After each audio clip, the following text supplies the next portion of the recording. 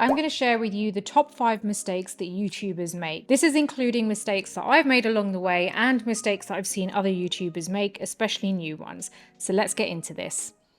If you like this video, please do give it a thumbs up. Don't forget to subscribe to my channel and hit the bell button so that you never miss any of my future videos. Let's get started with the first one.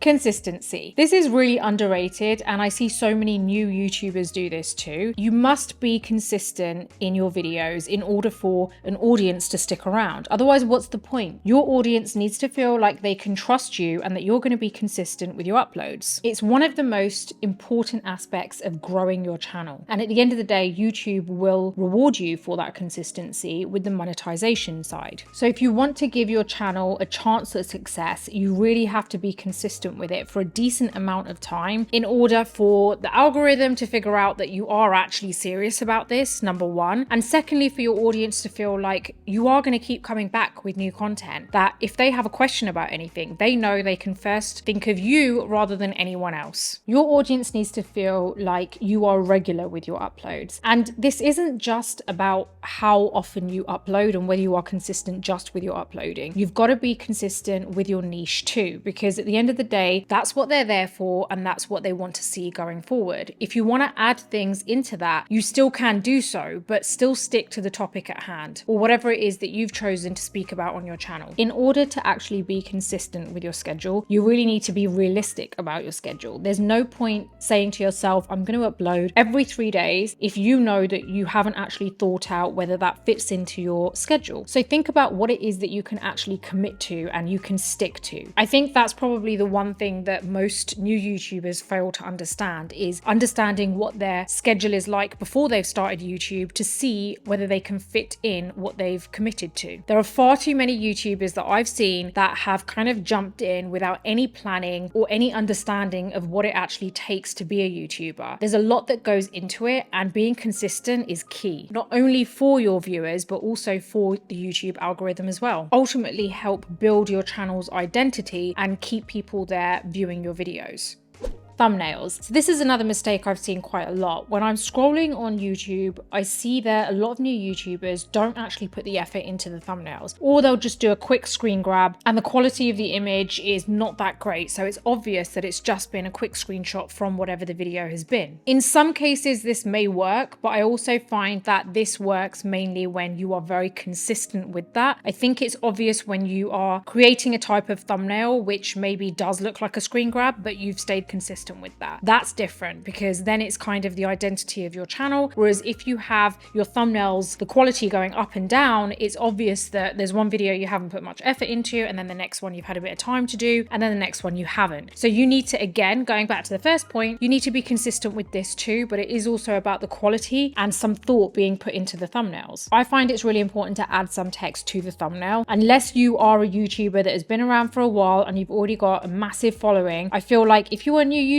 you really do need to focus on trying to grab someone's attention. If you don't have any videos that are out currently, or you don't have a good collection of videos that are already out, it's important to really kind of grab that viewer's attention firsthand. You want to make sure that they come to your video as opposed to someone else's. And the best way to do that is add some text on there, even if it's one word that really shows what your video is about and maybe keeps the person guessing, like, actually, that's a topic that interests me, but I wonder what it's about. And how does your facial expression look on the thumbnail if you have used your face? I always find that sketching thumbnails out a little bit beforehand, depending on the video, does actually help. It gives you an idea, and ultimately that video at the end, once you've taken that thumbnail, will look like you've put a bit of extra effort into it. First thing that a viewer is going to see is your thumbnail. So that's your way of giving them a little glimpse into what this video is about. So they're going to look at that thumbnail and decide, do I want to watch this video? Do I want to click on this? And if they click on it, then you've won the first battle, is getting them to your video. The next step is actually keeping them there. But first appearances count, and that's why your thumbnail is so important.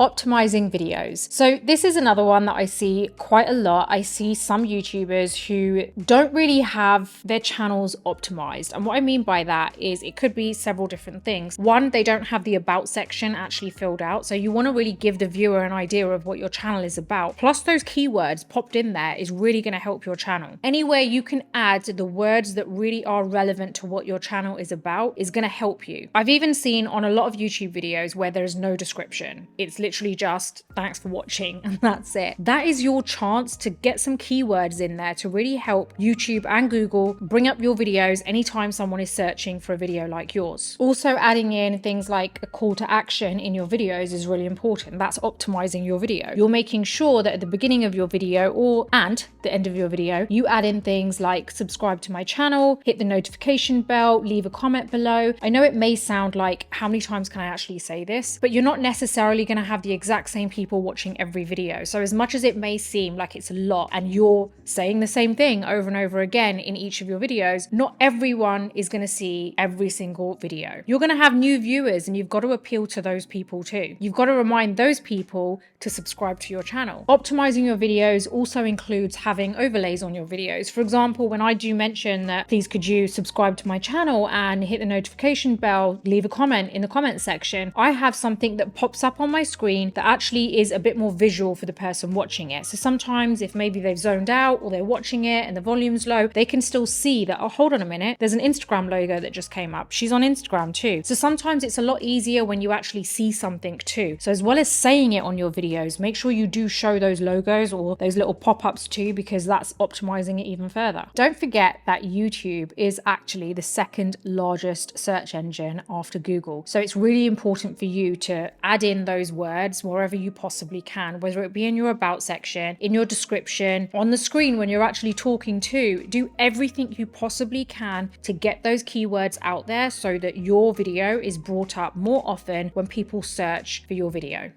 Intros. So I have seen that on some videos, the intros can be way too long. You click on the video because you've seen a thumbnail and you've seen the title and you think, okay, great, this video sounds like it's answering my question. Let me click on it. And then you just get bored because the person just isn't getting to the point. This also doesn't mean that you go straight into what your point is, because you do want to make sure that the person who's watching actually sticks around. But you do also want to make sure that that beginning part is actually engaging. It's not just you talking about something random that has nothing to do with what you said your video is about. So I would always make sure that you actually start your video with either welcoming your viewers or going straight into what this video is about. Tell the viewer what you're actually going to be telling them today. So for example, at the beginning of my video, I mentioned what I'm going to be answering for you today. I'm going to be sharing with you the most common mistakes that YouTubers make. And I made sure that I said that at the beginning of my video before I actually went into the rest of the video. So as well as you reading it on the title, on the thumbnail, you've also heard me say it as soon as you've actually clicked on this video, which automatically will make you want to stick around because you know that I've started the video with exactly what you wanted to hear first. That's why I would recommend making sure that when you're adding things like subscribe to my channel, hit the notification bell, just wait a little bit before you actually add that, because you really want to make sure that not every single video is starting with the exact same thing. Please subscribe to my channel. Please hit the like button. You're going to see that on every video. Every video is going to sound the same every time you start it. So that's why I would recommend starting your video with something to do with what the video is actually about before you head into your call to action. That way, every single video of yours starts off differently, yet you still have the same call to action in every video, but just a little bit later.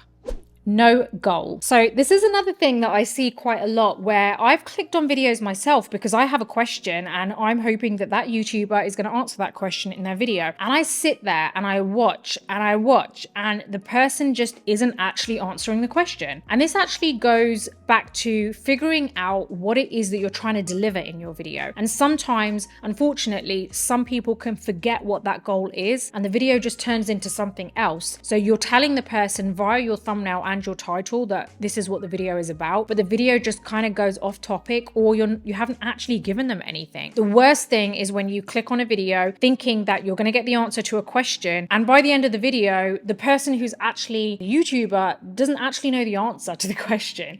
And that's the most annoying thing. Even as a viewer myself, being a YouTuber, I can also say that I'm a viewer because I watch other videos, and it can be really frustrating when you click on a video and you've watched the whole video and then you just actually haven't learn anything from that video. So this is where I feel like it's important to understand what is your goal for your video that you're actually creating. What is the viewer going to get out of your video? What are they taking away from your video? And this all comes down to your planning. Have you planned that video properly? If you haven't, then you're kind of like just throwing out information, not knowing whether it's actually helping the person watching the video. So the planning and the structure of your video is really important. So before you even start filming, figure out what it is you're going to be filming about. Have you actually got that message message delivered clearly in your video? Is it easy for the viewer to understand what the answer is to the question that they have? Well, I do hope that this has answered your question today. I aim to give you the top 5 mistakes that YouTubers do make. These are mistakes that I have made in the past myself too, so I really wanted to share them with you, because if it helps anyone out there starting a YouTube channel, that would be great, because at least then it stops you from making those mistakes yourself. I really do hope that you've enjoyed this video. Don't forget, if you like this video, give it a thumbs up, subscribe to my channel, and hit that bell button so that you never miss any of my future videos. Until the next video, take care, and I'll see you soon.